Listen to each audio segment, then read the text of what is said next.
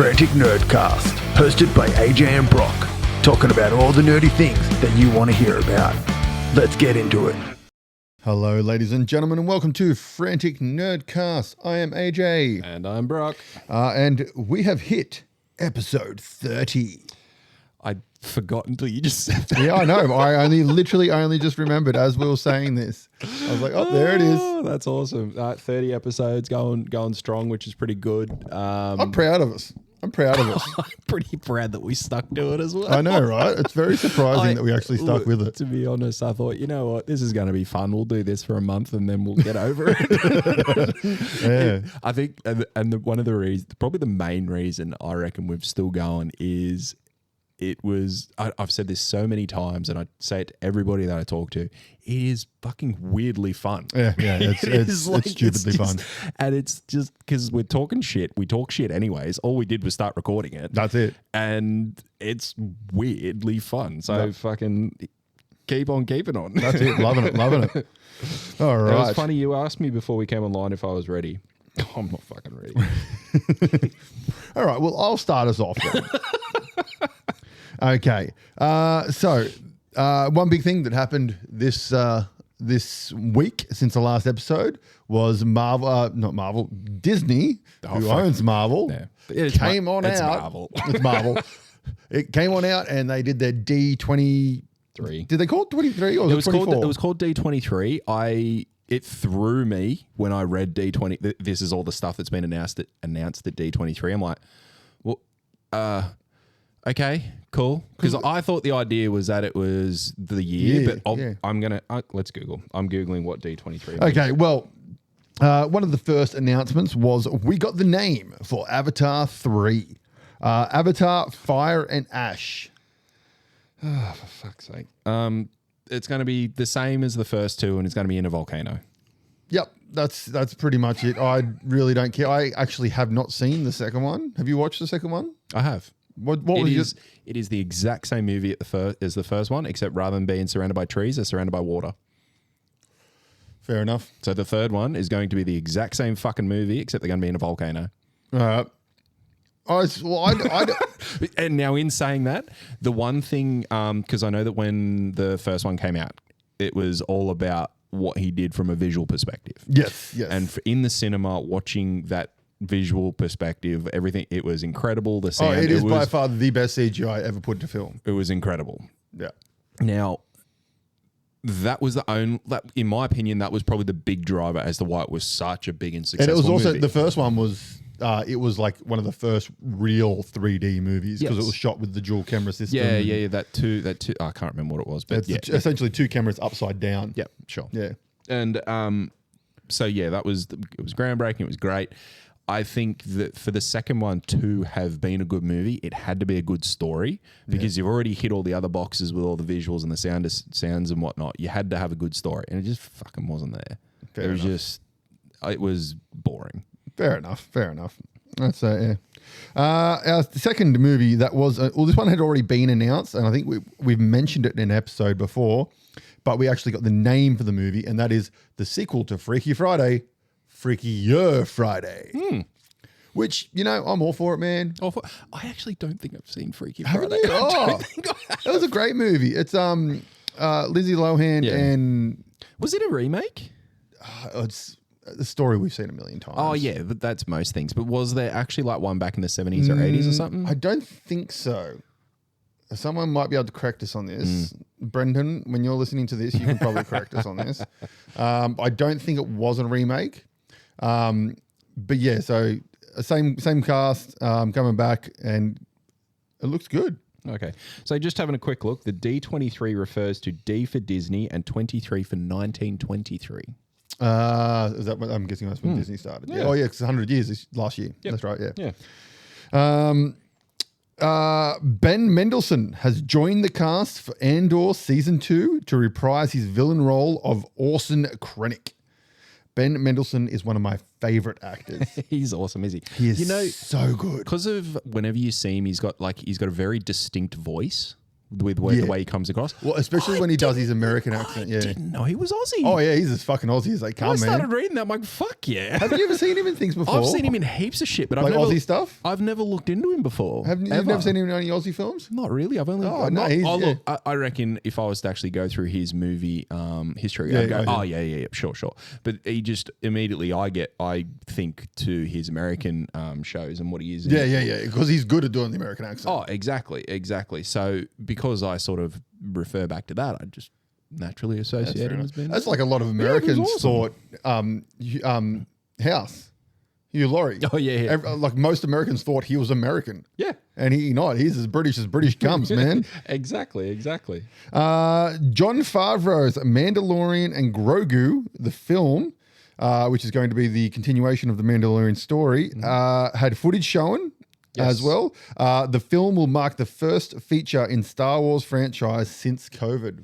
Yeah, I've seen that. That's interesting. I mean, cool, whatever. I think they've got 3 movies that are coming through or announced in some way, shape, or form that are meant to be coming out over the next few years. So I think that one must be sort of kicking it off. I'm happy that they've done with Star Wars and the Marvel, they've stretching them out again because they tried to do too much too quick and the quality just was not there, which we'll talk about one of the series we're going to talk about. Yeah, and that was the other bit of note that I had about Andor. So the Andor, it's one of the only good Star Wars shows that have actually been out. It's probably my favorite one. Ahsoka was my favorite, but that was a pretty good show. I really, really enjoyed it. And it's funny that I really, really enjoyed it because Rogue One, I actually didn't enjoy the movie. Really? I loved Rogue One. It's good, but it's probably... besides nostalgia factor, Return of the Jedi is my favorite nostalgia factor wise, but I think it's, in my opinion, the best Star Wars movie. Yeah. Oh, and I know that through a lot of Star Wars fans and through a lot of that sort of person group, they agree. Yeah. I mean, it has the best depiction of Darth Vader, and he's in the movie for like 2 seconds.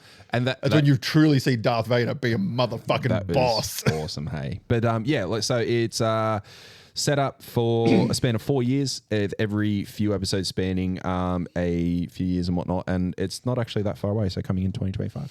Yeah, nice. There you go. Well, I wasn't a massive fan of The Mandalorian. See, I know you weren't, and I actually wrote that down, that I remember you weren't a massive fan because he wears a mask, and you don't like people who wear masks. It's not just that. I mean, I don't have a problem. I love Dredd. And but you can see his mouth. He didn't take his thing off. I just didn't find it that entertaining of a story. Yeah, and look, I get that. And I mean, it's just Wolf and Cub, really. Yeah. Which, I mean, all Star Wars is just a rip-off of like Seven Samurais and all that kind of stuff. And this was just literally just Wolf and Cub. Yeah. So I really, really enjoyed season 1 of Mandalorian. Yeah. Season 2 dropped off. Season 3 dropped off again. Which was the one where it ends with him actually taking his helmet off and Luke comes and takes Grogu. That's the end of season 2. Yeah, but he takes his helmet off in the first season as well. My issue with that ending of that part was they didn't need to make CGI Luke. Yeah. That irritated the fuck out of me. They have fucking Stan, Winter Soldier, who looks exactly like a young Mark Hamill. Yeah. Why the fuck not cast him? Well, I can think of one reason. I mean, he's a fantastic actor. He looks like Mark Hamill. Yeah. Just cast him as Luke Skywalker. Yeah, exactly. He's already works for fucking Disney, so fucking make it happen. But yeah. And you know what I actually found interesting as well is there was a short trailer for this that they released, or a bit of footage and whatnot, a teaser. Apparently, people are trying to show it from then they've gotten access to it some way, shape, or form, whether they recorded it there or whether they've gotten a little snippet. Apparently, Disney are already issuing cease and desist. Yeah, for this little bit of footage. It doesn't surprise me at all, but I thought it was I've actually funny. avoided watching horrible recordings of the teaser footage they showed, just because if I'm going to watch it, I want to watch it in HD. I don't want to watch horribly filmed, horrible audio from some fuckwit's phone that was there. Yep. Nah, you're exactly right. Yeah, I thought that was interesting that they're pretty quick onto that. And one other thing that I thought was quite funny, just around like the Mandalorian and whatnot, and the Star Wars shows and how some of them are pretty poor. The best part of the Book of Boba Fett was when the Mandalorian was in it. There's so many things about how he stole it. I actually gave up on that one after episode 3. Episode 4, Mandalorian comes into it. It's great. And there was a funny thing I was saying of the actor for Boba Fett. I've forgotten his name. But he said, oh, yeah, I'd love to do something similar to what he did to me and jump into the Mandalorian show for a few episodes. It's like, yeah, no, mate. He was in an episode, wasn't he? Oh, he was in the end. It was like the launch into I thought Book of Boba he Fett. was So I in one. think that might have been the episode end of season 2. Because Mandalorian's also got Starbuck in it as well, doesn't it? Can't remember. I love the blonde chick who plays Star. She plays one of the queen of the Mandos or something. She had the Darksaber. Oh, maybe. And yeah, before old mate from Breaking Bad stole it. All right, next one. Ki Hu Kwan joined the voice cast for Zootopia 2. He will voice Gary, a snake. Zoe Saldana also joined the voice cast for the upcoming Elio as the main character's aunt. Haven't seen anything about Elio, so I'm not sure what that one is. But Zootopia 2, fuck yeah. Loved Zootopia. It's such a good It movie. was great. It's a cracker. Great movie. I go back to it every now and again. And just the animation in the characters was just phenomenal. Yeah, it was brilliant. Even like the twist of the baddie being the sheep and stuff. Yeah. It was like, oh, all right. Cool. Yeah, nice work. I love the It wigs me out a bit just when you actually think about it as like a real human being going, the animals, what do they eat? Because most of these animals eat other animals. Yep. Anywho, keen for that. No idea what Elio was, but I think it's just it's one of the new Disney Pixar. So not the official Pixar movies, but the Disney Pixar movies kind of thing. Sure. Speaking of more Disney movies, Frozen 3 had some concept art shown. Who gives a fuck? Look, the first one's great. Go Disney, make some more. Disney, let it go. I'm not fussed. Oh, see what I did there? I'm sure, however, now that I have a daughter, it will be Let it thrashed go, on let the it TV. go. At some point in time. I'm sure that it'll be on repeat. Brad Bird will return to direct the newly announced Incredibles 3. Now, I'm not sure about this one because I love The Incredibles. It's my favorite, second favorite Pixar movie, Brave being my favorite. Fantastic movie. Incredibles 2, wasn't a massive fan of, just sheerly for the fact of it was the same movie, just instead of Mr. Incredible, it was Mrs. Incredible doing I'm leaving my family to get a superhero job. Right. We have to come rescue, blah, blah, blah. Same movie. Okay. It irritated me that they couldn't come up with a much better storyline for that. I started watching it. I didn't get very far. Yeah, it just irritated me that it was just the same story essentially. Well, you're going to love Avatar 3. So hopefully they come up with a good story for this one. Otherwise, just don't do it. Yeah. It doesn't need to happen. Fuck, they'll do it. They'll sell millions. Kids don't recognize. Pixar are good at coming up with original ideas. Like, look at Inside Out, you got Toy Story, Bugs Life, Ants. Like, if you're going to do a sequel to a movie, do a Bugs Life sequel. Yeah. Or Wall-E sequel. Wall-E sequel would be interesting. That'd be fucking cool. Yeah, that's an idea. Moana 2 was introduced by both Ayili. I wasn't going to try. Yep, her, Cravhallo, and Dwayne Johnson. And a new trailer for the film played for the audiences at the Honda Center. And I believe that trailer is now live on YouTube. I haven't looked. I'm pretty sure. I really enjoyed Moana. That was a great I movie. enjoyed the movie. Like Lin-Manuel Miranda, how can you not like the music? It was fantastic. It's a great movie. And I know that it's a great movie for kids and adults alike. I mean, I don't think I've spoken to someone who hasn't liked that movie, to be quite honest. They followed the Disney trope of having the stupid sidekick, which in this case really worked because that chicken was fucking hilarious. Oh, fucking oath it was. Continuously trying to kill itself. It was great. It really was. And then last little bit of news, because most of the Marvel stuff was announced at Comic-Con. Yes. So I think they re-announced pretty much everything and they just showed some footage, I think, from memory. I think they brought a few people through as well, just to say, hey, here's... they had here's the Daredevil actors and whatnot. cast were there. And Yep. They showed the Daredevil I think Daredevil trailer. was probably the biggest thing that they did there. But everything else was I'm trying to think who I've seen on the screen because I think they did something for Captain America there as well. They got the actors through for. Oh, because one thing I have seen and I didn't want to, but it just popped up on my Facebook feed and I saw it was the picture of Red Hulk appearing from behind the president podium. Oh, okay. I didn't see that. And he looks like Harrison Ford. Yeah, and, sure. Yeah. So I seen a snippet of just like the chest up. Yeah, that's all it was. Yeah, Yeah, that's all what I've seen.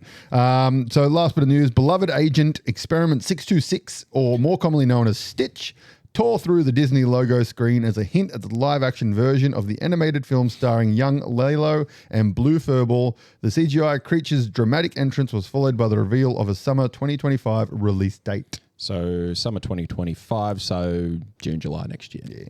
Which is pretty sweet. That's closer than I thought it was going to be. I've watched it once and it's been a long time. So Shan fucking loves this movie. So I think that this will probably be one that we'll end up at the cinema for. Bringing out the CGI Stitch, I know why they did it. I get it because like it's Lilo and Stitch, so bring out Stitch and that's what everyone's going to resonate with. You know what I reckon would have been heaps better and hit harder? If they actually got the actress for Lilo to come through and say something like just like a panning shot of the island, then just comes across to her and she does the whole like Ohana means family or something like that. I think that would have hit hard and been heaps better like of an introduction for it. Purely because it's not live action when you've got that little blue CGI thing. I mean, but in any case, are we calling The Lion King live action? No, we're not. Well, they do. I know they do, but we're not. They also like showed some Mufasa trailer and stuff, but who gives a crap about that? Yeah. So that's pretty much the big news for D23. And we established why it's called D23. It's always good to know this stuff after the fact, isn't it? That's true. That's true. All right, let's jump onto it. TV show. TV shows. So I've got some rumors here for TV. Ghostbusters, the animated series, has been ordered by Netflix. Supposedly will be based around the original cast. Cool. Okay. Apparently, George R.R. Martin's come out and said there are 7 more Game of Thrones shows in development. 3 are live action, 4 are animated. Oh, I could do animated. I'd like to see an anime version. That'd be pretty cool. Yeah, I think that'd like be a house, like a Castlevania style. Yeah, I think that'd Would be cool. Sick. How about he just finishes the fucking books? No, that's just silly. Absolutely silly. Yeah, he'll die before they get finished. He probably hasn't even fucking started. Jared Padalecki, who everyone would know from Supernatural, teases 4-episode Supernatural reboot in 2025. Yeah, I've seen that. That'd be pretty sweet. I'm all for it, baby. This is one that we actually didn't talk about from D23, but Tron Ares teaming up with 9 Inch Nails for the soundtracks. Oh, yes. That's gonna slap. Yes, because I mean, so Tron good. Legacy's soundtrack was fucking so good. Like it was part of the thing that made that a fucking great movie. 100%. I know people bag on them. I loved Tron Legacy. I thought it was a fantastic film. Yep. And yeah, 9 Inch Nails. Yeah, that's going to be a good sound. Trent Reznor knows how to make some. And it's like Dark Punk. Like you can tell when it's one of his. Like it's him doing scores and stuff like that. So yeah, that'll be really, really good. Mm-hmm. Yeah, that's all the rumors I got. The only other thing is here it is, Eyes of Wakanda. So we've gotten the official logo of Eyes of Wakanda, which is going to be a 4-episode show featuring Iron Fist and covering the history of Wakanda. From memory, it's going to be an animation. Okay. Yeah. So this kind of delves into something I wanted to talk about anyway, and we'll just chuck this here. And this wasn't on the list or anything. So I was reading an article, and I 100% agree with it, is the fact that TV shows, part of the reason that most TV shows are not successful these days, and most people don't like them, is the fact that they're too short. So like the current trend of making a movie but making it 8 episodes long Sure. kind of thing. It's just not resonating with people because like you look at the old days with all these, I think we've talked about this before Yeah. about like How I Met Your Mother and all those shows that were 23 episodes long. They were 20 20, episodes, 20, yeah. 20 minutes, 23 episodes long. And even like your Maybe X-Files and half all now. that kind of stuff, like that were hour-long shows. Oh, you call them half 45 hour to minutes. 40, Yeah. 45 minutes. But yeah. But they were still 20 to 24 episode seasons, usually 22, I think. Supernatural, most of those seasons were 22 episode seasons. And you got time to spend with the characters. You'd end up growing with the characters. The multiple storylines that were in a show all got normally all got resolved.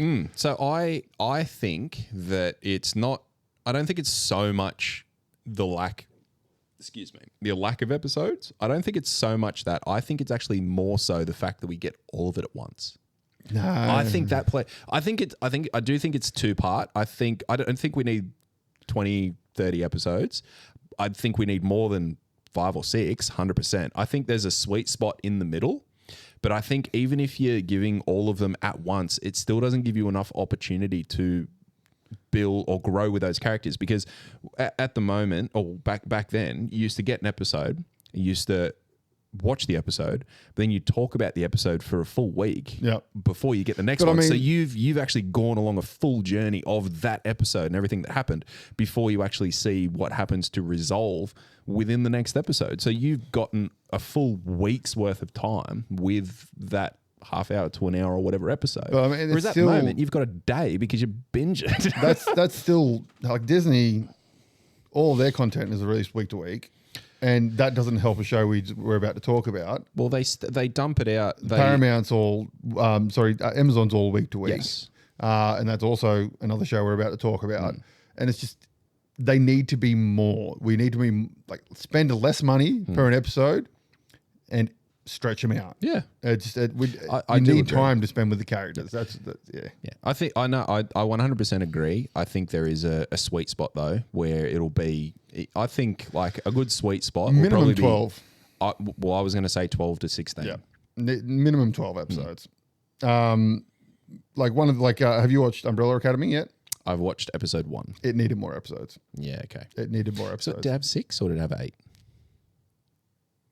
6. Yeah, okay. Because that's one thing that a lot of the people, some of the producers or showrunners or whatever now are doing is that they'll go. Typically, we would have had 8 to 10 episodes in a season, but what we're going to do is we're going to make it 6 episodes, but they're movie length episodes.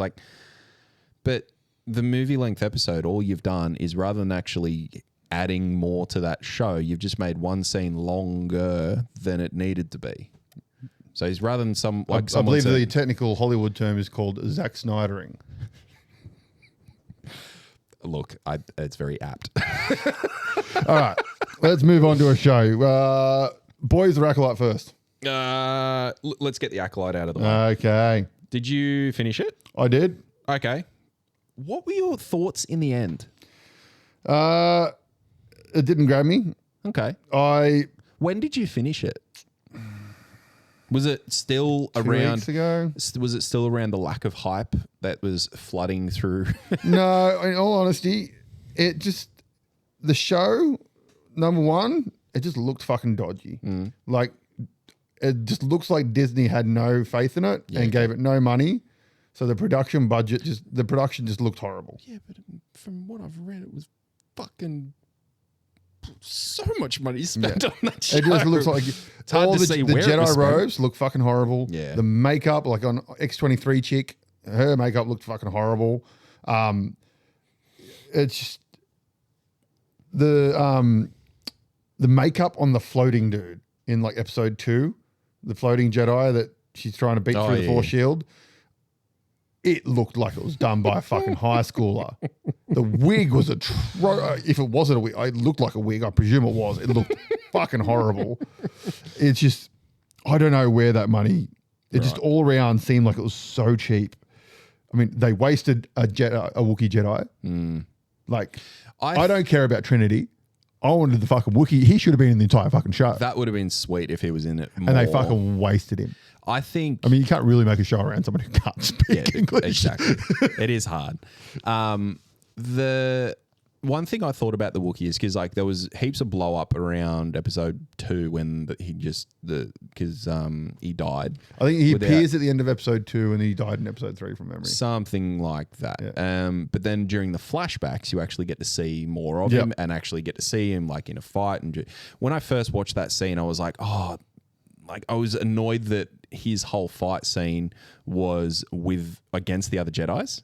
Yep. Because he was under that mind control. But then I was kind of like, once it had all finished and settled and whatnot, I was kind of like, that was actually pretty well done because they had every single fucking witch controlling his mind. Yeah. And they all died when Trinity came through and sorted the shit out. So I was kind of like, oh, what?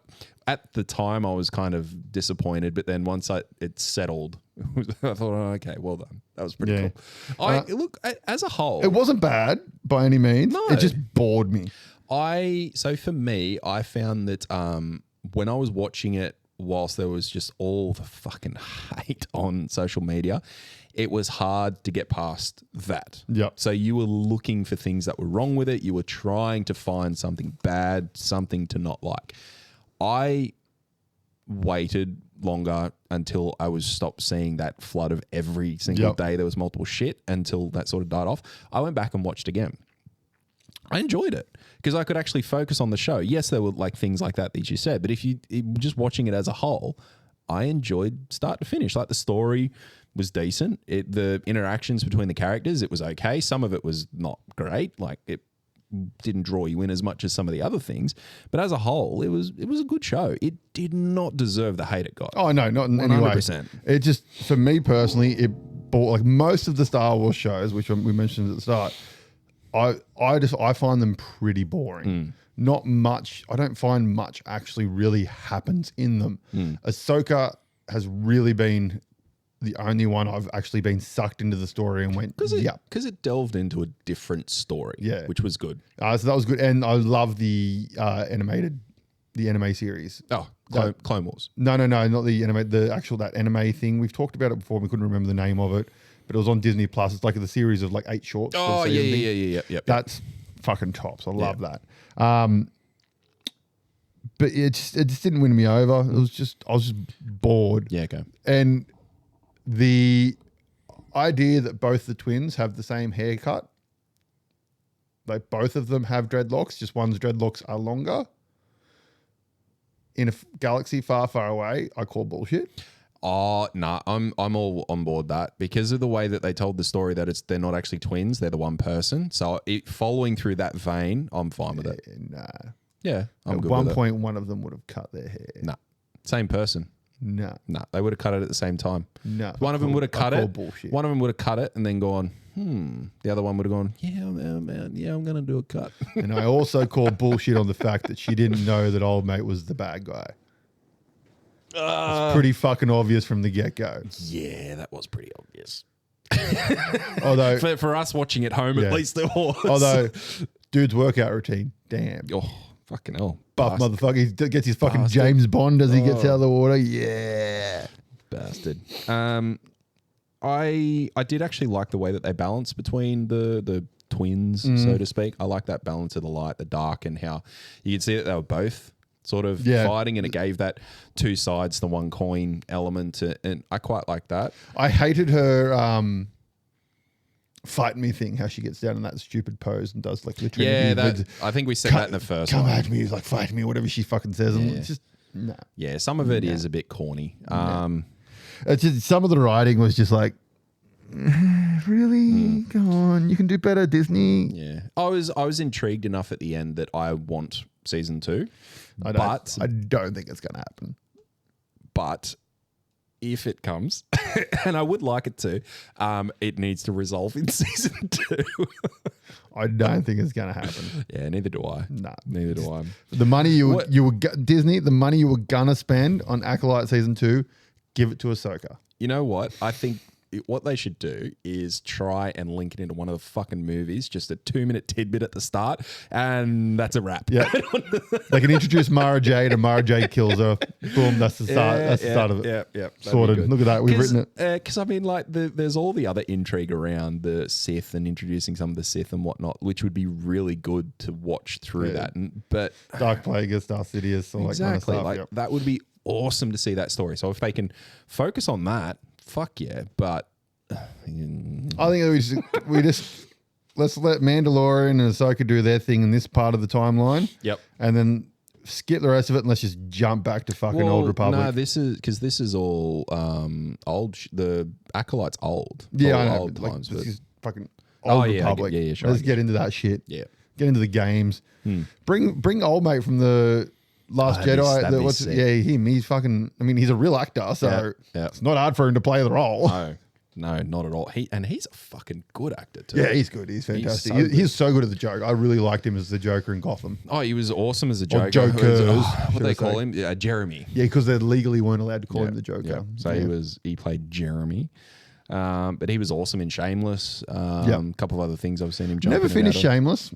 I finished the English one. Worth I it. never finished because I kind of got to the point where it was just the same thing over and over again. It got hard towards the end, Yeah. but it's worth finishing. Okay, yeah, because I love the British one, and I loved the start of the American one. Yeah, start of the American got Shannon and I fucking hooked, Yeah. and we smashed through it. I think I got up to season 6. I think there's 9 seasons, 9 or 10 from memory. 9 or 10. Look, it'll take you a little bit to get through it because it is samey. There are good bits, there are down bits, but I mean, it's the lighthearted nature of it definitely drops off a bit more, and it does start to go more into the serious element. Yeah. And because of the serious element, the lightheartedness drops away. Even though they try to still put it there, it's harder to laugh at it, if that makes sense. But yeah, I would still definitely recommend finishing it because once you do finish it, you're kind of like, no, that was worth it. Okay, cool. Good to know. All right. The Boys, season 4. Now, this one has been close enough that we'll give this. To be honest, the Acolyte was too, but fuck, it was crap. No one cares. Everyone's seen it all on Facebook anyway. Oh, God. All right. Initial thoughts, everything encompassing the entire season. I can't remember where we got up. I know we've spoken about it before, the show. I can't remember where we got up Let's to. just talk but about the whole season in it was general. so fucking good. I loved it. It was Loved so good. People bagged it. Fuck them. Oh, I don't know why you would bag it. I thought it was great. A lot of people were bagging it because of the political views. Even the directors come out, the creators come out and going, really? Like you've always thought it was the other side? Come on, guys. Look, I thought that this season, it's the best season since season 1. Yep. I felt that this one got back to what really drew me into season 1 was, other than the shock factor, just that massive emotional draw and connection that you get with the characters as to what they're going through. Because season 1 was all around how Huey lost his girlfriend, like got run over by a train, right? That was just like, fuck. And you got drawn into everything that Huey was going through while he was covered in his girlfriend's blood, holding her, just the stumps of her hands. That was nuts. I felt that it really got back into those types of things through this season. I mean, talking about Huey's dad. Oh, that's one of the things I've got written here. I love that. Was fantastic. That scene went for a while, probably 10 minutes of the episode, something like that. I'm probably exaggerating a little bit for how much, but it was fucking incredible. Like it starts, and when it starts, it just draws you straight into every bit of emotion that Huey's going through, and then you get pulled into the dad, and you're like, holy fuck! Like with what the dad's going through. That's also massive props to Simon Pegg. Man. He did so well. Dude can act so well. And then the way that it draws out, like it is gory as fuck, it is bloody as fuck, it is surprising as fuck. Once it's surprised you and shown you all that gore, it goes, oh, here's a little bit more, and just keeps going with you. Like, oh, is this gonna? I love the part when he runs into the middle of the dude and just turns and it's like rips the guy. You're like, oh my God, like fuck, they did that. Yeah. And then just like the way that it led through to his character dying. But I mean, even that in itself, you just got sucked into that whole scene. You're like, oh my God, That's why we watch this show. Yeah, no, it was fantastic. I felt it probably could have used a couple more episodes, exactly like we were just talking about before. Yeah, it's it felt just a couple more because a couple of parts just felt really rushed and not fully explained. I feel like they hit moments like that perfectly. Yes. And they spent a lot of time on them and it was brilliant. And because they spent the time on those elements, I don't know, they might have had a particular runtime target to hit. So other stuff suffered because of it.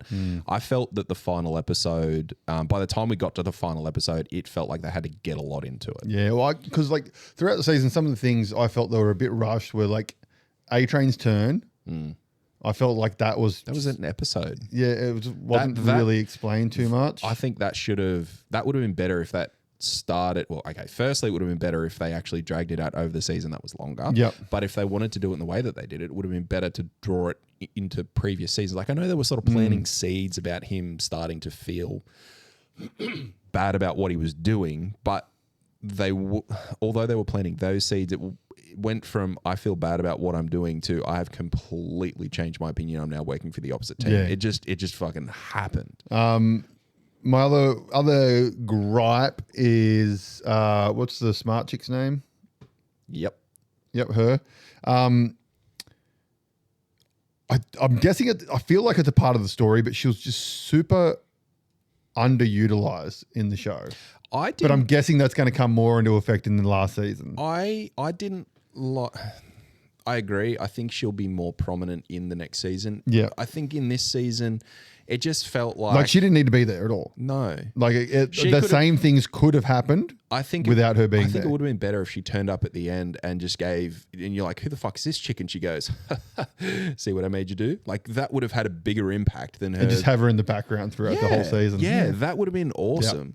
But this one just sort of made it look like she pops up and goes, hey, I'm really smart. And then goes away for a little bit. Then comes back and goes, hey, look what I did. And then goes away for a little bit. And then goes, hey, the smart girl's back and I did this now. It's like you're claiming everything after the fact, saying that you knew you were going to do it. Like the only reason we believe that is because at the start you came out and said, I'm really, really smart and I can plan stuff. Yep. I think it would have been sweet, as you said, like just a background character. You see her every now and again. She might say hello to someone here and there. And then at the end, hey, I fucking put all this shit together. Like they could have. That would have been cool. It would have been nice because when at the start, when they were going through all the different people they could be recruiting and like they showed her picture and they're like, oh yeah, she's super smart. Yep. Next person. And then you just see her casually throughout the background of each episode. That would have been and then awesome. Right at the end, she's like, motherfuckers. That would have been so good. So good. You go. Favorite moments. Favorite moments? Yeah. So I think from a favorite moments perspective. Before you, do you have any gripes for the season? Gripes? Yeah. Other than what I just said, like it felt a little bit rushed. I definitely agree with that. I think the final episode I didn't enjoy as much because I wanted more. I agree with that. Yeah. It all happened. It was great. Brilliant episode. A good way to end the season. Like the final scene, the way that it ended, it felt rushed, but it was a good way to end the season. It felt like it needed just something. Yeah. Just something. But other than that, like hit everything else. It was fucking great. Favorites. So the Simon Pegg scene or Huey's dad, that was incredible. I was fucking nearly in tears. I reckon I would have had one streaming a little bit during the Starlight scene where she got ousted not ousted, but they released the abortion detail out into the world. And like she basically just went on a rampage. But the way that they did the scene where she was finding out, it was just a close-up of her that was slowly just getting closer on her. And she wasn't saying anything. You could hear the TV, but then you could start to hear everybody else around start to say stuff like, Starlight, are you okay? Hang on, what's this? What's going on? But they didn't show anything else going on in the room, just purely Starlight and her reaction to what was happening on that screen with Firecracker releasing all the information.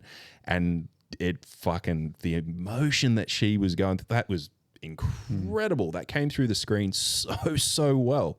I thought that was fucking brilliant. One of the things I do find sad about Starlight in this, she was super underutilized, I reckon. And I felt they made her character very whingy Really? Yeah, like as opposed to previous seasons, she was more of a powerhouse. She was more of a powerful character, like in the way she did things and stuff. Whereas this season, they just felt I felt she was very complainy about everything. Nah, see, I think that was.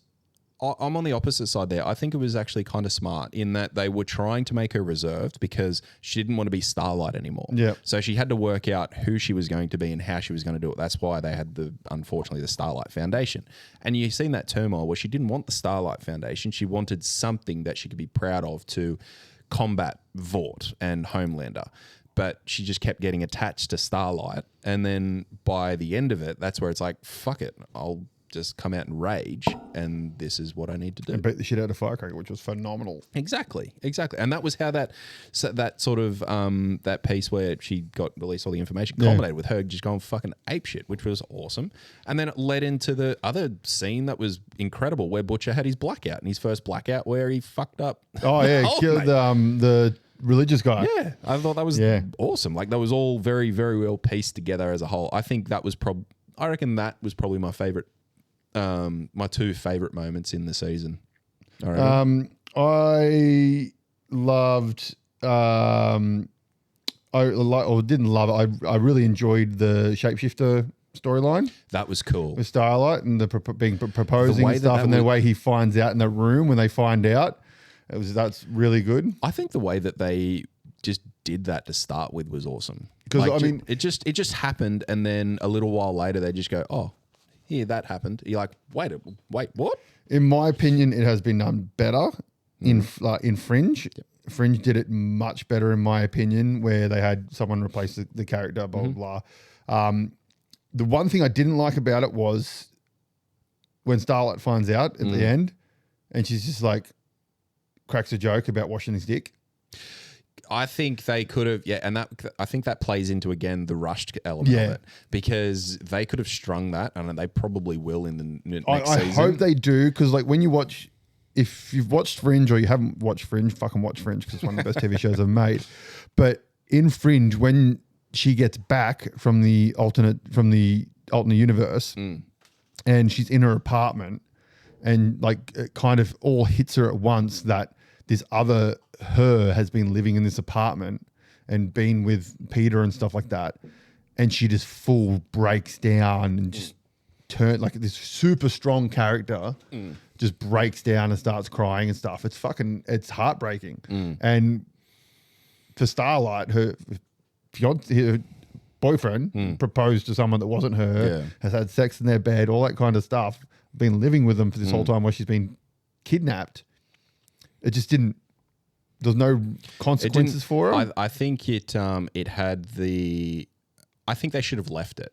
So the first interaction, she was pissed. Yeah. I think they should have left it there and resolved it in the next season. Yeah. But it feels like it's already been resolved because, as you said, she made the joke, and then Huey kind of just goes, "Yes." And you're like, "Oh, okay." It was funny. Yeah, I enjoyed that. Yeah, but it could have been better. Yeah, it needs that consequence for the action happening. The one reason I'll say that they probably haven't. I mean, they've only got a season left. Exactly, they've only got a season left. So let's not have another loose end or string that they have to try and put a nice little bow in. Let's just fucking deal with that now, so we don't have to deal with it next season. Also, Huey's dad loved it. So good. I love the politician's death. Oh, in the final scene. Yeah, I can't. What's her name? Mind blow up chick. Yeah. I honestly Newman. I did not think she was going to die. I was literally about to name our fucking local mayor. I did not think she was going to die because she's been in all the promotion stuff with like doing all the interviews and all that kind of stuff. I thought, which is obviously why they've done that. Yeah. Very well done. I did not think she was going to die. And it's like right at the end of the episode. And then you see the daughter fly across the room and smash against the wall. And then all of a sudden you see her and just rip apart. And I was like, thank you. Well fucking done. You rushed it. But you rushed it really fucking well. That's the only way you could rush her death because she is so powerful. If you're coming at her, she's just got to go and your head explodes. So they did that. And the fact that they've been teasing the whole season that it's not Butcher, it's the tumor.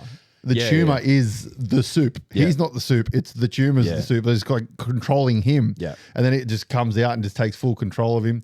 I picked old mate was not real the whole time.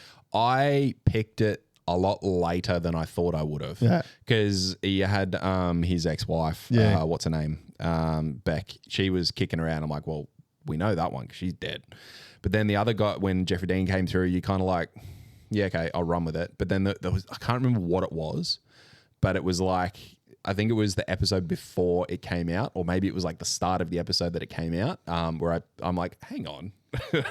Well, I think he's no one talks. No one talks to him. He never touches anything really, kind of thing. And it was very Sixth Sense. Exactly. Kind of went, I've seen this trick before, guys. Yep.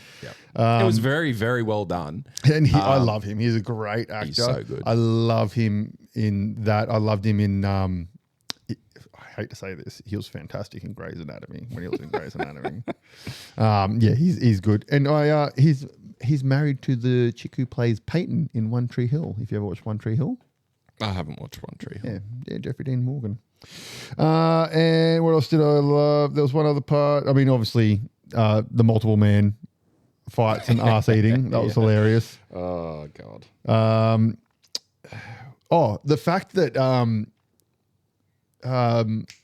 the Deep got so much to do in this season. Yeah, he did a lot more, didn't he? I loved that. He did so much in this season. It was phenomenal. I think that's going to continue through the next season, and he's going to be like a big. I think he's going to be a big death for Starlight. Like, I think Starlight's going to proper fuck him up at some point in time. I think that'll resolve that story from way back when. Yeah, fair enough. I'm all for that. But all in all, love the season. I thought it was great. Yeah, it was good. The drawbacks and the things that we said that were like a negative or whatever, I don't think they're enough to. Like, it's just so good. And then right at the end, also, we've got to mention right at the end, we got the teaser for the next season, which is Homelander coming in and seeing Soldier Boy. Yes, I forgot about that. Yeah, so I literally only just remembered it. So we got the Soldier Boy in there because obviously he's getting the spin-off for the prequel with him and the Nazi chick. Yep. And then also we've got Gen V season 2, which had some cameos for the two characters in that a couple of times. About halfway through-ish, he had a cameo, and in the final episode when they were rounding up the boys. Yes. So that is The Boys season 4. What did you guys think about it? You can go to the YouTubes and comment, or head to the Facebook and comment. Tell us what you thought about it.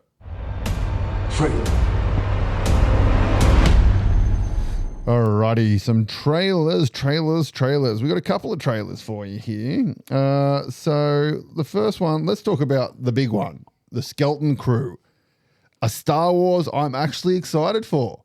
This looked awesome. You reckon? I am very keen. It's Goonies in space, man. That's it's Goonies in fucking space. So it's aimed at a younger audience, but it looks cool. It does look cool. Like, I mean, we've seen movies and TV shows where a group of ragtag kids get lost in some way, shape, or form. They go on the misadventures and the mishaps and whatnot, and gets resolved in some way. I mean, it's the same thing, but fucking it's in space. It's in space. It's Goonies in space. I'm all for it. Oh, watch this. Stand By Me, Goonies in space. Yeah. Stand By Me in space. I'm all fucking for it. I don't think it'll be as deep and impactful as Stand By Me, but you know what I mean. I think it'll be cool. It's coming on December 3rd, 2024 on Disney. We've got a total of 8 episodes. Mm-hmm. We're going to get 2 straight off the bat, followed by the other ones weekly. One thing I found interesting, which I didn't know, is this show has been very severely delayed also. It was actually meant to come out in 2023. I've never even heard of it. I didn't know it was coming out. It was meant to come out in 2023. So it got announced in 22. It was meant to come out at the back end of 2023. It got delayed for various reasons. It was meant to come out in January 24 and is now set for December 24. I mean, just watching the trailer, I have more faith in it than the Acolyte. Just because even the trailer looks like it had more money spent on it than the entirety of the Acolyte. I fucking need to know where they spent that fucking money. Visually, it looks really, really cool. It looks good. Really well done. Like, it looks like they've put the money where they needed to. It looks like we're going to get a lot more space and a lot more adventure in the sci-fi adventure movie. I get the feeling there'll be almost like a planet or a spot each episode, yeah. and there'll be like a travel element. So they'll get to a place that they'll be happy, and then something will happen. They'll resolve it, and they'll have to go to the next place. Kind of reminds me of a kid version of Stargate Universe. Yeah. No, that's a good way to put it.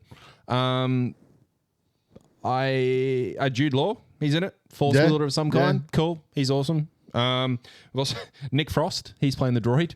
Oh, is he? There you go. Yeah, he's doing the droid. So Has Simon Pegg done droid? I don't know. No, Simon. He was in. I'm sure he was in Force Awakens. He was the guy at the counter at the start of the movie when she goes up to trade the medal. And it's that big alien thing. Right. I'm pretty sure that was Simon Pegg. Oh, okay. I think from memory. I'm probably wrong. Don't sue me, internet, but I'm sure Simon Pegg has been a cameo in one of the The movies. Google will let us know at some point in time. Because I know Craig, James Bond was in the Force Awakens. Yeah, right. He was one of the stormtroopers when Rey is being held on the spaceship. Yeah, right. And he's one of the stormtroopers, the one that she tricks to letting her go. That's Craig, James Bond. Yep. Yeah. Because they were filming a James Bond in another studio across, and he came over and asked J.J. Abrams if he could be in the movie. And it's like, he put some put some gear on. Yeah. It will be set in the same time period as Mandalorian. Okay, cool. So that same sort of space. So that's after Jedi, before Force Awakens, isn't it? yes. Yeah. Cool. No, I'm looking forward to it. Looks awesome. Very, very keen on it. Subservience. The whole time I was writing this, I thought it was Subservice, and then I went back and reread it, and I'm like, that is not Subservice, that is Subservience. September 13, 2024 in the US, not too far at all, and it is coming in digital formats.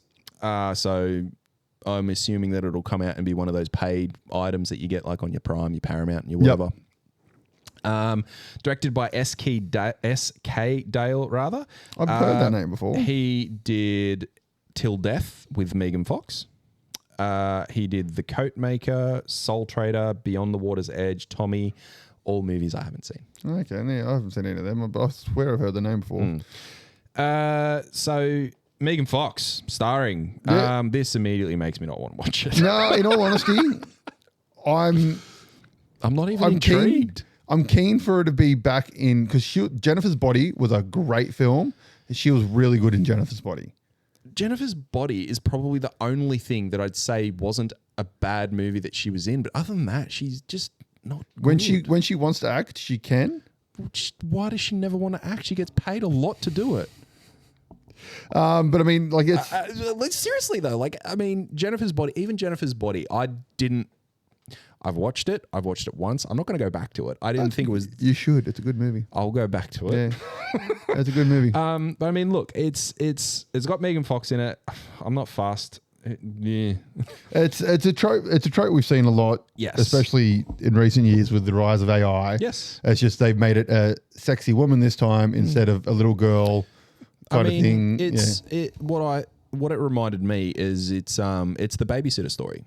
Yep. So a babysitter comes into the house, the husband gets some sort of relationship with the babysitter, that goes sour, babysitter gets cranky, kills everybody. Yeah. It's like that's kind of the trope. Just with the AI twist. Exactly, with the AI twist. So I'm interested to see how the AI twist comes into it. I hope that the story, or the babysitter story, so to speak, doesn't overshadow the AI factor. And vice versa. They have to find a good blend to actually make it semi-original. If you want to watch a good babysitter movie, go on Netflix and watch The Babysitter and Babysitter 2. He comes up later. That comes up later. The director does something else we're talking about. Oh, really? Yep. There you go. So Subservience, I saw the trailer. I thought we should talk about it. I'm not going to pay for it when it comes out. When it is free or one of those fancy websites, to be fair, I probably won't use one of those fancy websites. I'll wait until I scroll across it and don't go, no. and watch it. I've watched everything else. Fuck. Okay. Yeah, pretty much. All right, you pick which one next. Saturday night. So coming on October 11th, 2024. Director is Jason Reitman, and this is an ensemble cast. And I am going to go very quickly to list the 28 that were there.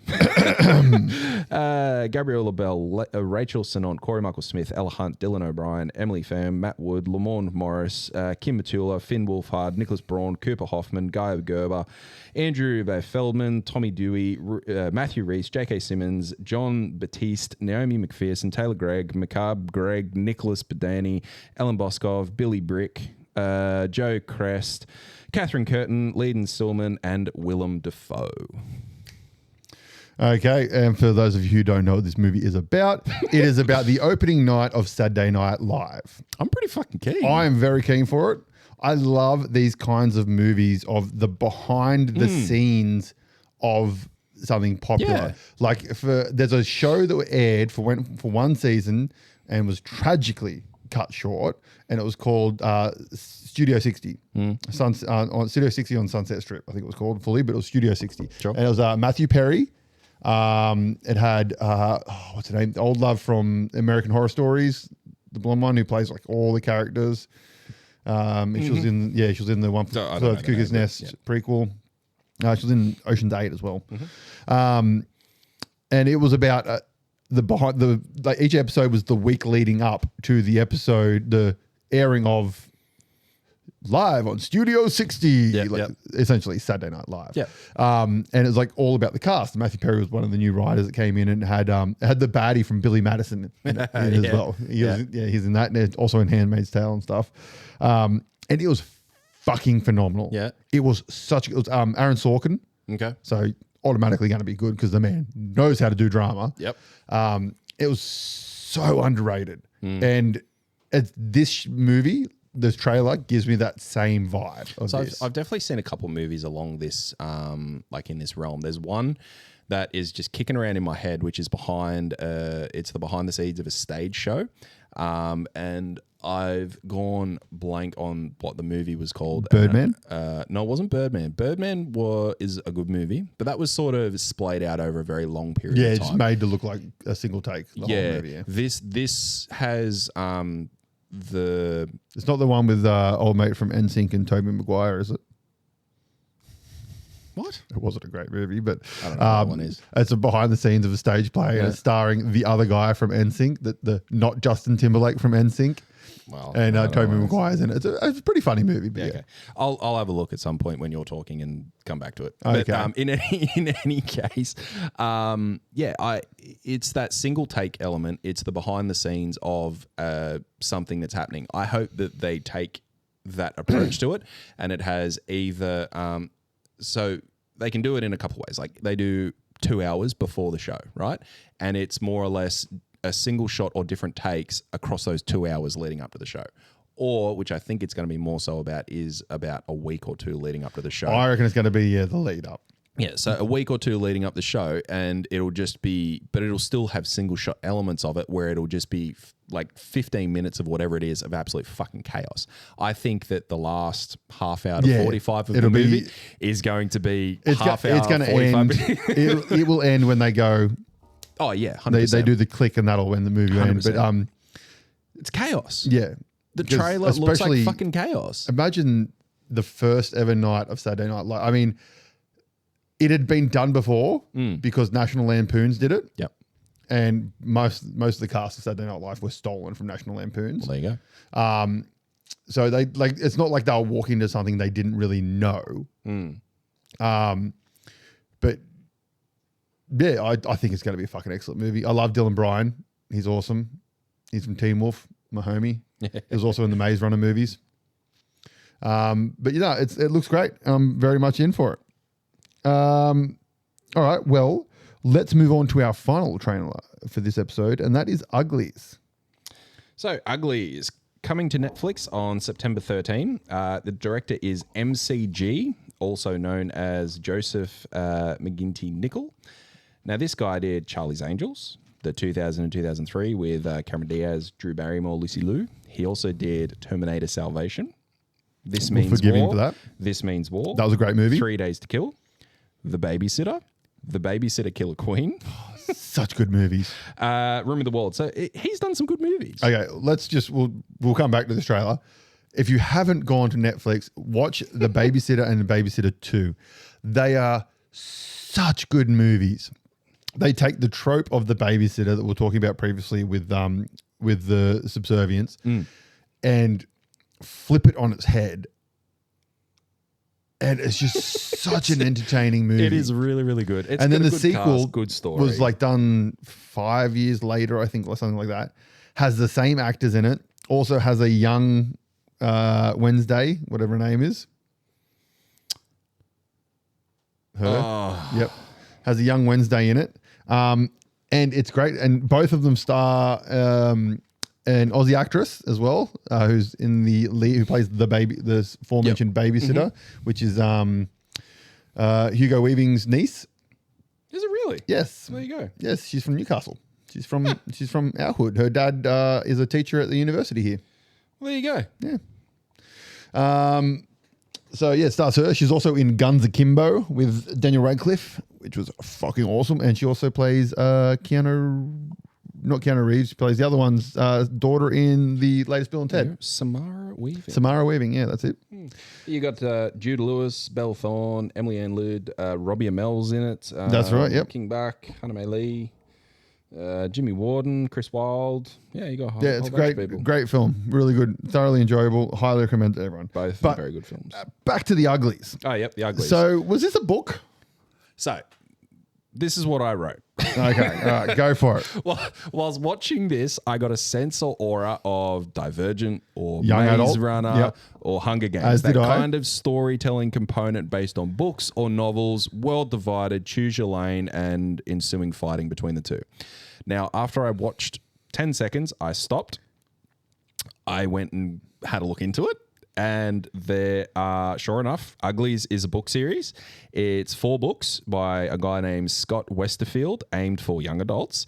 So he wrote Uglies, Pretties, and Specials. So that was the original trilogy. And that was all that he planned to do. Yep. And then he later did a 4th book called Extras.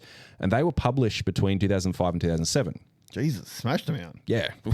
Well, I don't know if he smashed them out or just had them sitting there and nobody took them up. Yeah, fair So enough, they were published between 2005 2007. Since then, Scott's announced a continuation with 4 new novels. One of them has been released. It was released in 2018. I don't know about the other ones and whatnot. Why do people continually beat a dead cat? Sometimes it's good. But anyway, yeah. So the trailer essentially, once you turn in this future world, you turn 16 and you get plastic surgery. Yep. You receive a procedure to mold you into a so-called pretty person. Until you have had that procedure, you are apparently not a pretty person. Yes, I mean, and they get an extremely attractive actress to play the not pretty person. Sure. Yeah, that's her. That's Joey King. Yeah. You know her from such thing. Oh, well, actually, you probably don't know her from The Dark Knight Rises. Was she in the Dark Knight Rises? She plays a young Talia al Ghul. Fuck me, she did too. She did too. Oh my god. She's in Battle LA, The Conjuring, Oz, the Great and Powerful, White House Down, the Independence Day continuation movie, 2016. She's in The Kissing Booth. That's what everyone knows her for, the Kissing Booth Slender trilogy. Man. Now, she's also just in that most recent one with Zac Efron and Nicole Kidman. okay, Plays Nicole Kidman's daughter. Fantastic movie. I think it was Netflix. Awesome. Watch it. I think so. So, Joey King, she has been fucking busy. So between 2008 and 2024, she's been in 34 movies, ranging from co-star to star. 34 in that span. Because she did The Princess, I think it was, on Netflix. That one where she plays the princess and she's fighting essentially level down the castle. Oh, I don't know that one. It was kind of pretty much the same premise as Damsel. Sure. And then, so that's movies, right? Now, amongst that, she's also done 30 different roles in TV, from Malcolm in the Middle. She was in Malcolm in the Middle. To The Flash. She was in Robot Chicken. She's in The Simpsons. She was in Fargo. She's fucking busy. Wow. No wonder she's a good actor, man. Like, she does it every fucking second of the day. Everything. You've also got, just to name somebody else in this movie who's doing stuff, Chase Stokes, who you would recognize from Outer Banks as John B. Rutledge or John B. Yeah, I loved Outer Banks. I thought it was a fucking great show. I haven't actually It seen was such a stupid show, but it worked. I haven't finished the final season. They but, accepted the really stupidness. It was getting another one. Another 2, I thought. Yeah. 3 to 5? Yeah. I think it was. But I just loved it. They accepted how stupid the concept of these kids treasure hunting was and just fucking ran with it. And the first one had because it's not just like kids. So it is kids treasure hunting, but it's got a mature thing to it, which is like that balance is really, really well done. It was really well done. So this one, I wasn't sure what to think of it. I'm not sure if it's going to be like the concept. The concept interested me a little bit, but the visual effects it didn't look on great. the face looked like a horrible Snapchat filter. I think that was. I got the feeling that was deliberate. Yeah, I know, but it's to the point where it's bad, like going to be unwatchable. Yeah, I don't know. Bad. I don't know. Like I agree. It just looked and felt very deliberate. That it is just that that element of that fake molding, pretty. But like it just. Yeah. Oh, the other person that's in it is the chick from Orange is the New Black. Cool. I haven't watched it. She's the main chick who's coming after her and stuff in the trailer. Yeah. But yeah, I'll probably watch it. I'll watch it. I know that I'll watch it. I'm not going to say that I won't. But I'm actually more intrigued to go read the books. Yeah. I'm keen to go read the book because when the Hunger Games came out, I watched the first movie, knew that the books were there. I went and read the books. I really enjoyed the Hunger Games books. Yeah, so see, that didn't happen with me because I watched it and went, this is just a fucking rip-off of Battle Royale. Just done horribly. The books are good. I enjoyed the books. Yeah, but it's a rip-off. Battle Royale was so much better. Is a rip-off of everything else. Yeah, but like this was a blatant rip-off of Battle Royale. As she claims she'd never heard of it. Bullshit, you'd never heard of it. Oh, God. One of the biggest franchises at the moment is Harry Potter, and it was a rip-off of Star Wars, which was a rip-off of something else in the past. You know, she actually got sued because for stealing the character of Harry Potter. Yeah, I'm not surprised. Yeah, they settled out of court because apparently it's like some horror, like D-grade horror movie from like the fucking 70s or 80s, and really? Has a character in it who's a wizard named Harry Potter. Oh, God. Jesus. She's not very original. But no, Battle Royale, man, like that movie. So let's just see the coincidences here. Okay, so group of kids kidnapped, told to fight each other to the death. That's Battle Royale. Kids fight to the death. Hunger Games. The sequel. Past contestants come back, form a terrorist organization to destroy the game. That's Battle Royale 2. Hunger Games. Group of ex-winners come back, form a terrorist organization to take down the games. So you can't tell me that that's a fucking coincidence. So look, the thing that I've got to say is when you've got a good story, tell it twice. In any case, Hunger Games, the books I enjoyed. So when I got that sense that these were going to be books and whatnot as well, I enjoyed those. I've enjoyed other in that genre. Like I'll probably get them and give them a read. If that happens for the first book before the first movie comes out, I don't know. I imagine they'll be pretty fucking easy to read. Young adult books, they usually are. They usually are, yeah. Yeah, they're not big, not monster reads. I think from memory I read because those books that came out. It was called The Gatherer. Do you remember that one? It was a movie that came out. It was a series of books. Had Jeff Bridges and the dude who played Nightwing in Titans. I think it was called The Gatherer. It was an interesting movie. It never got the sequels and ended on a cliffhanger. But it was a series of books that apparently were pretty good. All that I've got coming up is Magic the Gathering. I might not have been The Gathering. Who'd you say it was? Jeff Bridges? Yeah, Jeff Bridges. The Gatherer? The Gatherer, yeah. Short. Apparently it was a short. No, it was a feature. Oh, well, someone will be able to tell me. But yeah, it was a good movie. But there was one of those like Divergent. They didn't end because they weren't as successful as they thought they were going to be. It was during that peak of. This isn't the one where the world's devoid of color or something. It starts off the world devoid of color, and then one of the guys eats an apple or some shit. Yeah, I think that was it. Yeah, I remember that one. I think that was it. It's been a long time since I've seen it. I remember I liked it because anything with Jeff Bridges in it, I'll watch it because he's fucking awesome. Oh, he really is. And I've seen him kicking around for the new Tron as well, so it looks like he'll be in it. Oh, really? Excellent. I can't remember if it was D23 or whatnot, but it was, have they got they announce if it's like the other guys coming back, like Old Love, whatever her name is, and the other guy who I've never seen anything else? I haven't seen a cast other than because I'm pretty sure was Keanu Reeves announced for this or something. I might be getting a few wires crossed, but you know they're currently writing a new Constantine as well. Yes, I did know that. Yeah. I'm so keen for that. Yeah. But no, there's definitely Jeff Bridges. I seen him kicking around the same time that this was being spoken about. Jared Leto, he is someone. Oh, I have heard that one. I think he's playing the baddie in it. Yeah. So he'll be in it. As to who else, look, honestly, I haven't really looked into a cast. I just got excited that they were doing another movie, and who knows? Sounds good. The Giver. The Giver. I knew it started with a G.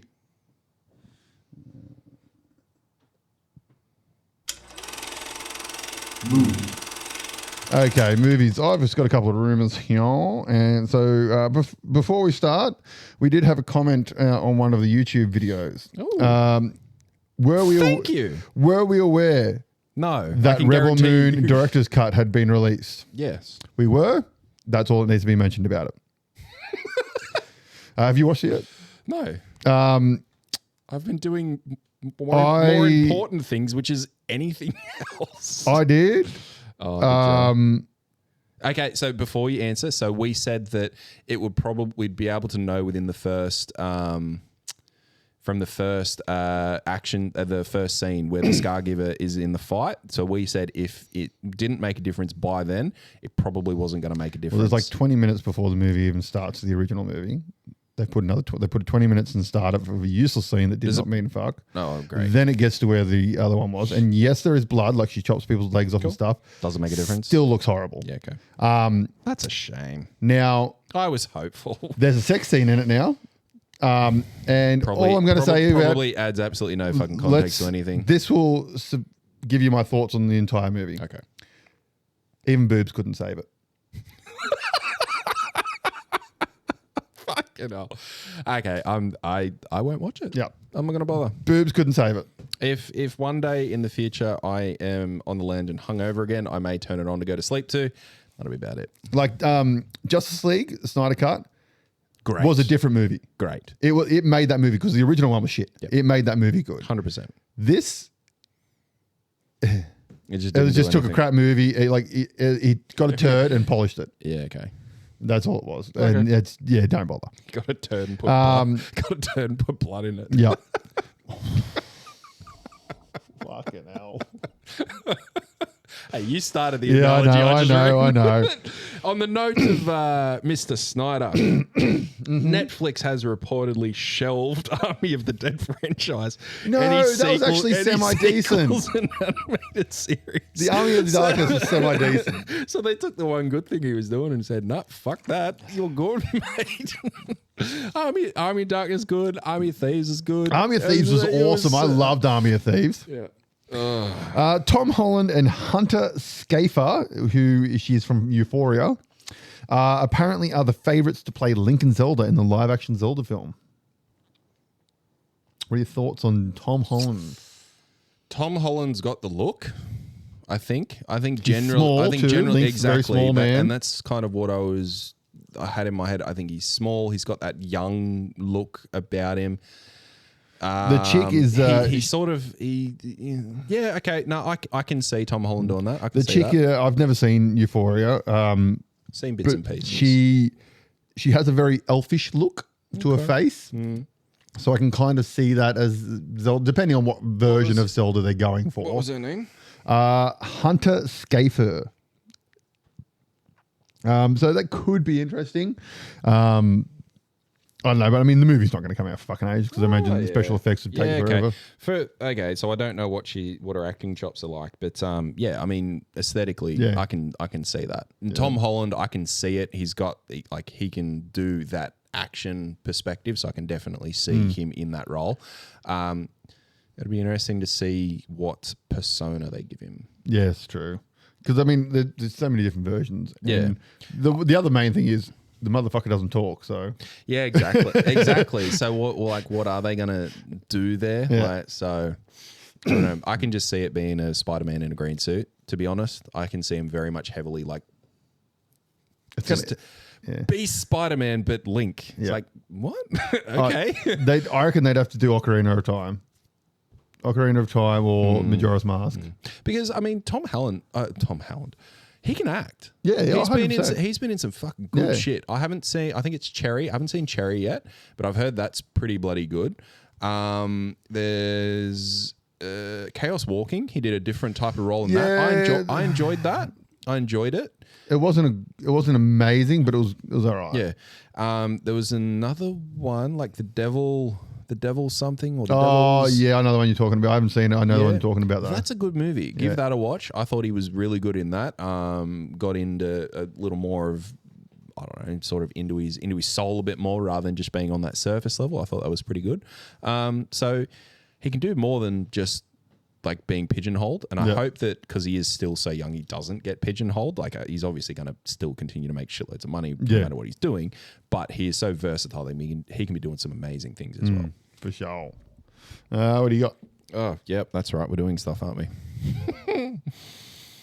Production has officially wrapped on Danny Boyle's upcoming zombie horror 28 years later. Oh, fuck yes. Bring it on. Bring Coming it soon. on. Day 1, exposure. Day 2, infection. Day 28, devastation. Year 28, reclamation. Oh, yes. Fucking bring it on. Yes. Yes. So keen. They kind of now got that vibe of the Before movies. Do you know those ones? The Before movies. Before Sunset, After Sunset. What are they called? Oh, after movies. After movie, yeah. After Sunset, before. It's the Starts ones with after and then after something and then after something. The ones that they're like 10 years apart. I don't know. And they got Ethan Hawke. I know of them. I haven't. Yeah, it's Ethan Hawke and that French chick. I can't remember what her name is, but essentially it's the same actors and stuff, but they're filmed 10 years apart. And they've pretty much said they'll continue to make them until the day they die, kind of thing. And no, it's not what I'm thinking of. Then no, you're thinking of those horrible prime young adult pieces of shit. Because they came out like 6 months. They apart. are trash. I tried to watch the first one, and it is fucking trash. I couldn't get through it. It was just, and I love trash TV shows. Like I love that kind of just so bad they're good kind of movies and stuff. But these were just bad. There's 5 of them. I'm pretty sure there's 5 of them. I'm pretty sure they're all books from memory. Yeah, they are. And they came out within the span of a week of each other or some shit. Yeah. And stars the dude who was in the Archie TV show, Riverdale. He's brother. That's great. I think. And they used to be kid stars on some fucking Disney show, Nickelodeon show or something. Good on him. Jensen Ackles reportedly is one of the front runners for the new Johnny Blaze or Ghost Rider. Yes, I did see that. You would also know him from Supernatural and The Boys. One thing we did not mention from D23 was Ironheart getting a bit of a look in. I didn't like her character in Black Panther, but I think that was more just because it was thrown in. Yeah, it was just kind of shoehorned in. It didn't need to be there at all. It interests me, but it also, at the same time, the fact that it's like, oh, she's better than Tony Stark. Like, she's more smart. Like, that kind of vibe they're trying to go for of like, she's smarter than Tony. Like, look at the suit she can build by herself kind of thing without all this Tony Stark money, blah, blah, blah. Yeah, but also Tony Stark did that. I know, but they're trying to say she's smarter than Tony Stark. Tony Stark invented fucking time travel. Yeah. How can you be smarter than the man who invented fucking time travel? I think the best thing about him inventing time travel is the way that he broke it to Pepper. So I worked it out. Oh, you did, honey. Yep. Time travel. Worked it out. It's just like, but I mean, anywho, a little side quest we like to go. Oh fuck. So I'll watch the shit out of it. Yeah. I'm interested to see what they're going to go for with this character. And please, I didn't like the suit in Black Panther either. It looked shit. Yeah, it looked horrible. Deadpool and Wolverine crosses $1 billion worldwide. Yeah, good on them. Fucking smash it. Now the highest grossing R-rated film ever. Indeed. No, they're absolutely killing it. Which and beat well deserved. Funnily enough, Marvel Jesus beat Real World Jesus for the highest grossing R-rated movie. Wow. Go Marvel Jesus. You know it. We pray to you. On the note of Star Wars, they are releasing 3 movies between 2026 and 2027. You mentioned this already. Did we? Oh. You literally mentioned at the start of the episode, whilst we were talking about Acolyte. Did too, didn't I? You did. Look at me go. Scary Movie 6 is officially in development at Paramount, but it's also a reboot, apparently. Okay. But they're calling it 6 because it's got the Roman numerals for 6 in the title in movie. Cool. I mean, they lost any ability to be good after number 2. I loved 1. I loved 2. Oh, one was great. 2 was great. I can't remember 3. Yeah. I think that was the one where they ripped off the signs. But they brought Charlie Sheen into it. Yeah, we were talking about it before, like the other episode when we were talking about the spy one with Val Kilmer. How Top Secret? Yeah, Top Secret. And how these ones are more taking the piss as opposed to homaging whilst joking about it kind of thing. And like the first one wasn't, the second one wasn't. Then they kind of did start to get to that sort of mean rip-offiness. And I think from memory, that's the Wayans brothers stopped writing them. Yeah, okay. After number 2. They wrote 1 and 2, and then after that they didn't do the movies. Fair enough. Which is very obvious. Well, there you go. That's why they were not as good. Yeah, so hopefully, I don't know if the Wayans brothers are involved in this one. So hopefully they are. See what happens. Because, I mean, nothing will ever top fucking take my strong hand, child. Fucking Uncle Ray Ray's got a game. What was the last thing you said to the deceased? Run, bitch, run! Fucking hell. What is it? What is the chap in the wheelchair? I can do it myself. Fuck. Craven the Hunter has officially been rated R for strong, bloody violence and language. And I did mention to you just before we started filming this episode that the trailer has just dropped for it, which we could probably talk about next week. But it is it's a lot. They've obviously lent into the. It's got a lot more blood. Come watch this, guys. And they've actually showed him in the costume as well. Cool. And they like the scene where he sits down in the costume and kind of does the lean, really famous one of him sitting on the sort of throny thing.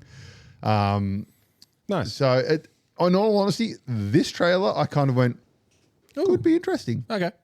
Whereas the other trailer that we saw 5 years ago, I kind of went,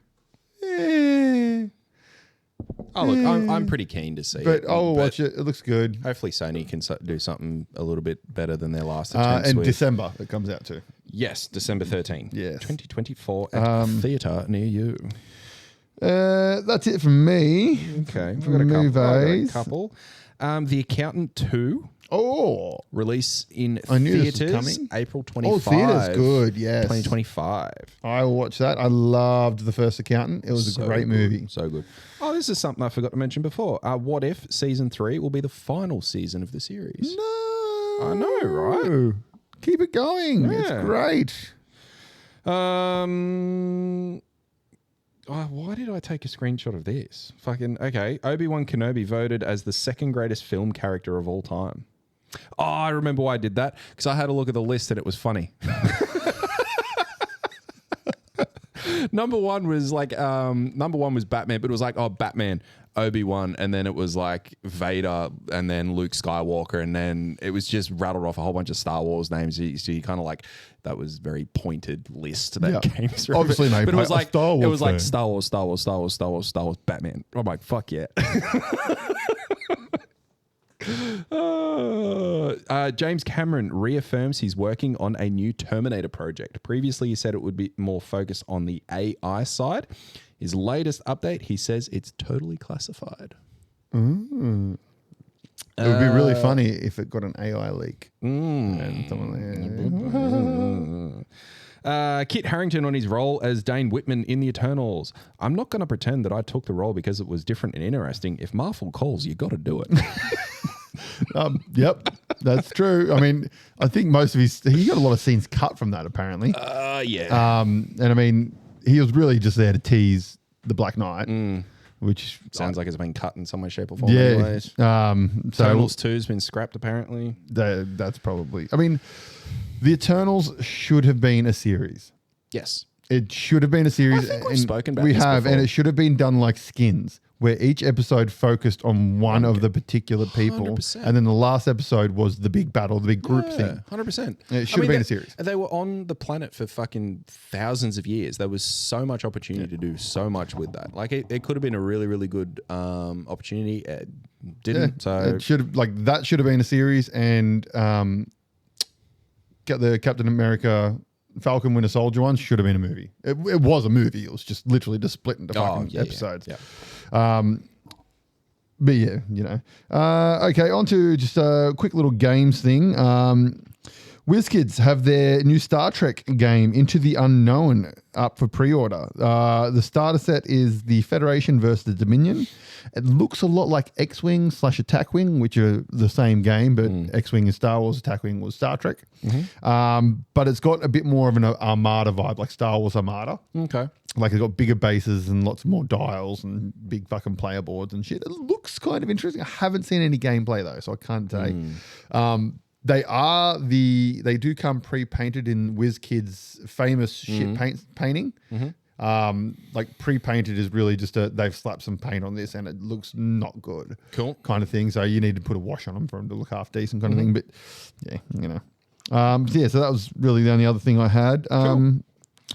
I threw this in here because we love RPGs and whatnot. We've spoken about D&D and we've spoken about Pathfinder and whatnot. We spoke about those in a little bit of depth back in episode 21 if you want to go back. But there's a game coming out called Cosmere. It's currently on Kickstarter. Along with 25 other RPGs. Along with many others. But this one, it's being released by Dragonsteel Entertainment and Brotherwise Games. Now, Dragonsteel Entertainment, this is Brendan Sanderson's. Hi, Brandon. Hi, Brendan. He's like, hang on, I own a fucking game. You have many times I have done that when I've talked about that fucking novelist. Oh, God, and I will do it again. For those of you who don't know, he finished the Wheel of Time books Yes. after J.R. Martin. I don't know. After the old mate who wrote the Wheel of Times died. He's also got fucking multitudes of different universe spanning books. Yes, exactly. Like he's very famous writer. And that's why I wanted to bring this up, because Cosmere is basically where two of his book sets at the moment are based in, and that is the Stormlight Archive, which is one of his more popular ones, and Mistborn, which is another one of his more popular ones. So he more or less they're doing a role-playing game built in the world of Cosmere, or in the Cosmere universe, where you have all of the character build types from the books that you can then bring into the game and go through the world of, well, at the moment it's Stormlight Archive, Rashar, but they're calling it a living RPG, in that as Sanderson continues to build his novels and work and whatnot, it will continue to expand the world of the RPG as well. So I thought it was interesting concept from that perspective. Look, you sold me, I'll buy it. It is super fucking expensive. The all in was like $500 or something. Oh, I'm not paying that much for a fucking RPG. And that was for like the rule book. That's the biggest issue for us in Australia with RPGs, because most of the RPG books come in hardback, Yep. which are fucking expensive to ship. Yes. Now, the one thing that they've done, and it annoyed me, but it's really smart as well, is they've got a full release of PDF, but it is also expensive. It's like, I think it was $150. Which is, in my opinion, it's smart, because they've realized that, hey, someone's going to pay $150, get the PDFs and print 400,000 copies of it. So make them fucking pay for it. Like, so it's smart. It is very expensive. Yeah. Well, Very expensive. It's very much put me off. You get everything with it, et cetera, et cetera, et cetera, et cetera. So it's one of those things where I really want to back it. You're but paying for the license. Yes. Essentially. More or less you are. So I really, really, really want to back it. I probably won't, because it's very, very exy. I will assess my funds in the coming weeks to see if I can at least get the rule book, which was, I think it was pretty standard, around that $60 or whatever. So, I mean, it's on Kickstarter. It's the world of Brendan Sanderson. It's currently Stormlight Archive. It will evolve into further ones. But, I mean, there's some cool concepts within the world of the Stormlight Archive, which we've mentioned before about, like, Spren, which is kind of like your sprites and whatnot. But, I mean, I just had this whole thing running through my fucking head where you've got something as simple as a Spren. And the Spren are anger Spren, wind Spren, they're water Spren, they respond to moods and stuff like that. So I just sort of went down the realm or went down the rabbit hole of imagine what a GM can do with that. Yeah. Like that alone for building around announcing people, how they react in certain scenarios. If your character is a particular way, like you can bring that into the game as well. I just thought that concept alone is awesome. But then also just the type of things within the world of Stormlight Archive, you've got things called Surge Binders who basically bond with Sprens and get all sorts of cool power associated to that particular Spren. And you've got other things, what do they call them? The Shard Bearers. So more or less you can bond with a particular weapon, and that weapon is a shard weapon or a shard plate being armor and stuff like that. Just big boosts and whatnot. It's just, some really fucking cool concepts within a world that I think would be an amazing place to play out some RPGs. Yeah, sounds interesting. So I will spend money at some point in time. It's just a matter of whether it's sooner than later. Like I said, the all-in is pretty sweet. You get all the hardbacks. I think there was 5 hardback books. Ooh. Yeah, 5, maybe 6 around there. It's a lot of books. It is a lot of books, but you also get, like, they'll throw in a set of dice. They'll throw in, there was a digital something or other, game screen, a few other things. So what you got, yes, it's expensive, but it was pretty good. It'll be very pretty from what I can see. It'll be very well done in that regard. As soon as I have my hands on a set of the rules, I'm definitely going to talk about it more in the future. Yeah, it looks awesome. All right. Okay. What do you got on the table? You would not believe how far I have come since last week when we spoke. So nowhere? Yes. Same stuff. I haven't done anything. But I decided to do another project as well. What's this new project? I'm not progressing on anything else.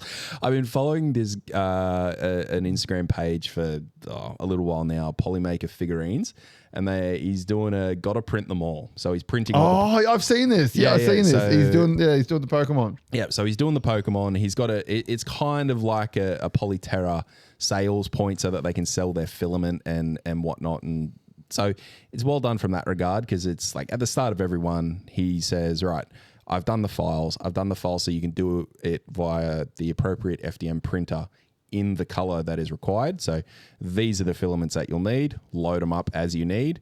Put the file in and it prints it top to bottom, bottom to top, and it comes out looking very fucking cool. He's released all the files, so you can get the files. He's released them so that you can just have a straight STL of the ones that he's released, or you can actually get the proper files which are done up to do it in the color format straight from the FDM printer if your printer can do that. So I thought that was pretty cool. And I'm like, fuck it. Pokemon are awesome. I'm going to print them in resin and I'm going to paint them all. Well, I've got like 95% of the original 151. That's all he seems to be doing. But mine are all proportionally scaled with each other. Okay. So all the minis are scaled to the appropriate 28 millimeter scale for what they are from their stat blocks, except for Onyx. Okay. Because he's fucking huge. Oh, no, sorry, Gyarados. Okay. Gyarados, Well, Gyarados is the only one that, because he was just the 28 mil scale, he's fucking monstrous. Yep. So, but every single other one I have scaled to the appropriate scale. And they print really well because I got all the models from Game Rips. Yep. I've got some of them like floating around somewhere, but like I've got like, I've printed all the OG3 starters and stuff and based them all and they look fucking awesome. So I'm definitely going to print them. It's a matter of what files I do print. I was going to do something similar and try and scale them all to each other. I don't know if the STLs that he's made available are already scaled or not. All I did was get several of them and I haven't touched them yet because I was doing it like... Because I was originally doing it because I wrote a game. I wrote a miniature game. Yeah, I remember this. For it, and it used the trading card energy cards. Yep. And I wrote a whole heap of stat blocks for a lot of the characters, and the game was loosely based on Enema Tactics. Okay. And I think I did like a couple of playtests. It was good fun. Made up some really cool art. There was like each card for the Pokemon was like a Pokedex and stuff. Oh yeah, it was good fun. So yeah, I think I'll do that at some point in time. It looks fun. It's a fun little thing. Pokemon are cool. Like they're not going anywhere. I mean, there's about 400 million of them now. I'm not doing that many. There's only 151. I'm only doing 151. There's only 151. There's never been any more than that. Yeah. I'm sorry. Because I do not want a Pokemon that is a floating cog or a floating key. What the fuck is that? Floating 2 cogs, thank you. Its name is Clink. There you go. I finished a rug. So I have, this is my second attempt at tufting. So for those of you at home on the camera, you might be able to see just down here in front of me. My first ever attempt was the Frantic Nerdcast logo as a rug. And I'll pull this up so the people at home watching on YouTube can see it. This was my first ever attempt. Not great, but it went all right. My other one, Brock, if you just want to grab it for me, it's just over there. So I saw someone did this on the internet, so I thought I'd give it a fucking go, and this one turned out much, much better. So for those of you on the YouTubes, you can see this giant Gundam head that I rug tufted and made, and I'm very, very happy with how it turned out. It looks fucking awesome. You'll throw it up on I'll throw it up on the Instagrams. For those of you at home not listening, listening on the podcast, not the YouTubes. For those of you at home not listening, we will put it on Instagram. If you're not listening, fucking start listening. What are you doing? Why aren't you listening? Oh, God. Yeah, so I'd finished that off, and that's kind of about it. We spoke about this last week, almost got the underground dice races ready for beta testing. Nice.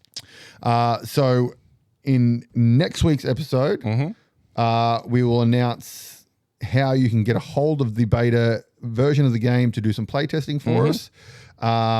And once we have had suitable playtesting, that game will be getting released for all your purchasing, printed play at home needs.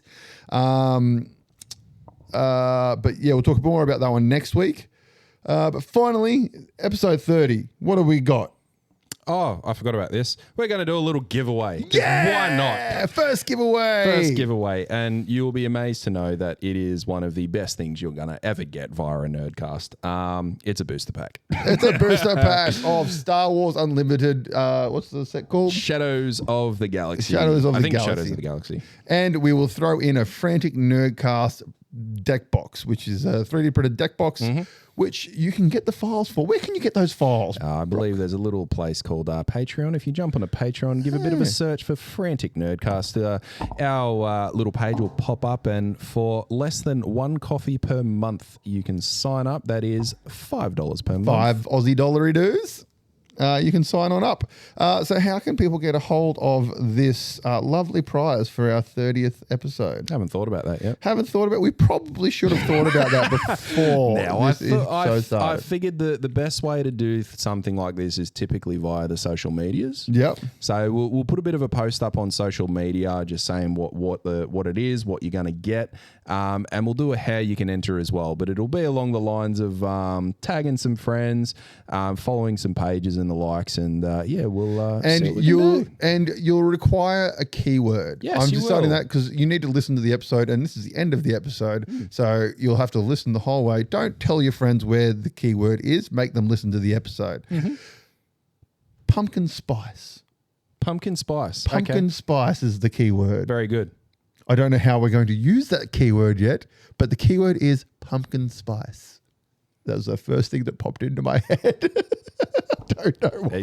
Look, I am happy with pumpkin spice because I know you, and that could have been far fucking worse. Don't know why pumpkin fucking spice. But yeah, that's the episode, guys. Thank you very much for listening to our 30th. Congratulations. Oh, good luck to all the people who enter. However, we're going to make this happen. Congratulations to And whoever congratulations hasn't won yet. to the people who haven't won yet. Join the Patreon, guys. It's $5. Come do it. It helps us out so we can get some more cameras and make a better set and all that kind of stuff. Make it more enjoyable for you guys watching and listening at home. Yep. Frantic Nerdcast on the Instagram, Frantic Brock on the Instagram, Weird Art by AJ on the Instagram. We have emails, but you probably don't need those. Nah. But yeah, that's really about it. Facebook too. Frantic Nerdcast. Follow along. And YouTube's if you're not watching it on YouTube. Exactly, YouTube's. We've got some videos up there of some games and whatnot. Yes, We've actually mixed it up this week. AJ and myself, we played some Carcassonne. The Steam edition of Carcassonne. Yes, it's a fantastic little game. It is actually one of my favorite tabletop games. So there's a video of us going along with that. I'm not going to tell you who wins. And next week's episode, for those of you on Patreon, will be Sagrada. A fantastic little game. I quite like this little game. It was really good. And Sagrada, playing it online. That's that'll be the YouTube next week. We'll be getting Sagrada. Okay. Next week on the Patreon will be another game. DC Deck Builder Dark Metal. Oh, yep, we played that. I remember that. We'll get them up there. Sagrada, that's a fun game, Sagrada. Yeah, it was good. I really enjoyed it. that. I'm actually very interested in buying the real version of it. I may or may not have perused the internet to pretty see if you can expensive from purchase. memory. It was expensive for what it is. Yeah. It literally just dice. It's colorful dice and go watch YouTube. Then you'll find out what exactly it's all about. But it's a good game, good fun, good simple fun too. Go check it out. All right. See ya. Bye. You can check us out on Spotify, Apple Music, and wherever all good podcasts are listened to. On YouTube, you can check out the latest episodes just after the podcast is uploaded. Follow along the journey on our Facebook and Instagram. You follow me, Frantic Brock, on Instagram, and you can follow AJ, Weird Art by AJ. See ya.